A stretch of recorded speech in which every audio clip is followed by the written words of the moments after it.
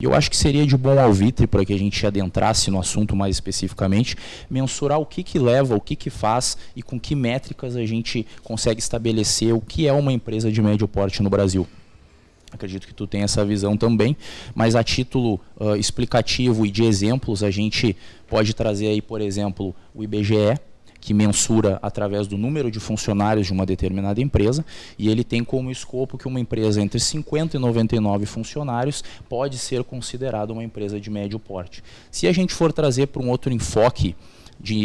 do ponto de vista de faturamento anual, né, e levando em consideração aí o BNDES, por exemplo, a gente pode, eles mensuram, enquanto instituição, que uma empresa que tem um faturamento entre 4,8 e 300 milhões, olha aí a elasticidade dessa métrica,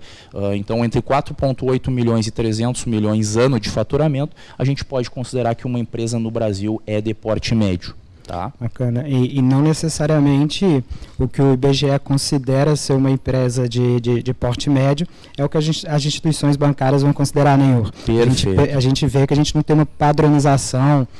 para essa classificação do que é uma empresa de médio porte no Brasil. Perfeito. Eu vou contextualizar isso que o Pedro acabou de dizer. Não é porque, por exemplo, como nós trouxemos de exemplo aqui, o IBGE ou o BNDES usam métricas e a partir daí estabelecem que uma empresa é de pequeno, de médio ou grande porte, que isso vai ter influência direta em como as instituições financeiras no Brasil, elas regulamentadas pelo Banco Central, naturalmente, trabalham e entendem que aquela empresa é pequena, ou que aquela empresa é média, ou que aquela empresa é grande, por exemplo. O banco, a instituição financeira, enfim, de forma geral, ela vai estabelecer algumas métricas bem específicas que vão levar em consideração a parte financeira, a parte administrativa, rating bancário, então, faturamento também, né? Mas não só o faturamento. Vai ver efetivamente como é que está naquele momento a centralização do fluxo de pagamento versus de recebimento de uma determinada empresa, qual é o poder pagador dela, o que ela tem de margem líquida, por exemplo, e ainda assim também levando em consideração apontamentos em órgãos restritivos de crédito e assim sucessivamente. Então, claro, a gente tem que levar em consideração o que IBGE, o que BNDES, o que todas as instituições que de alguma forma também balizam isso trazem em consideração, mas não elencar especificamente isso como padrão para o que as instituições financeiras usam como métricas ou de alguma forma levam em consideração para conceder e atribuir taxa ou garantias ou não a uma determinada operação para uma empresa de médio porte. Nesse ponto a gente vê como se faz importante um parceiro nessa captação de recursos para empresas do médio porte. A gente tem um dado do Banco Central de 2018, da taxa de financiamento que as empresas têm pago ao ano, e em 2018 a gente tinha uma taxa de em torno de 9% para empresas de grande porte e empresas de médio porte pagando em torno de 22% ao ano. Então isso demonstra como os parceiros na captação de recurso, como a gente faz na Corporate, se fazem extremamente importante para empresas de médio porte, né?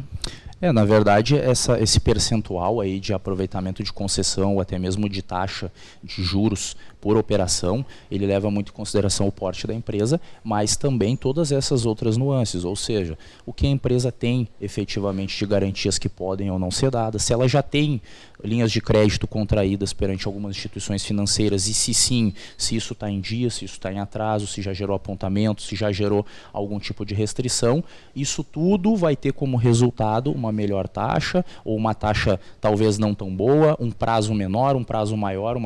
enfim, uma estruturação de linha que pode ainda assim ser liberada ou não em determinados casos e levando em consideração a situação atual daquela determinada empresa de médio porte. Tá? Então isso, a fim de nós contextualizarmos, acho que é bem importante a gente trazer, né? Que efetivamente não é porque nós temos diversas balizas e uma elasticidade tão grande na forma de mensurar que a gente consegue chegar a um denominador comum. No fim das contas, frente ao grande número de instituições financeiras que a gente tem no Brasil, frente ao grande número de linhas já desenhadas para efetivamente abarcar essas empresas que a gente tem de médio porte, acaba que o resultado é uma possibilidade cada vez mais elástica de concessão ou não concessão, e dentro da concessão ainda diversos tipos de estruturação de operação que a gente só consegue mensurar para uma determinada empresa no momento em que a gente pega aquele caso concreto e trabalha ele de forma específica. Música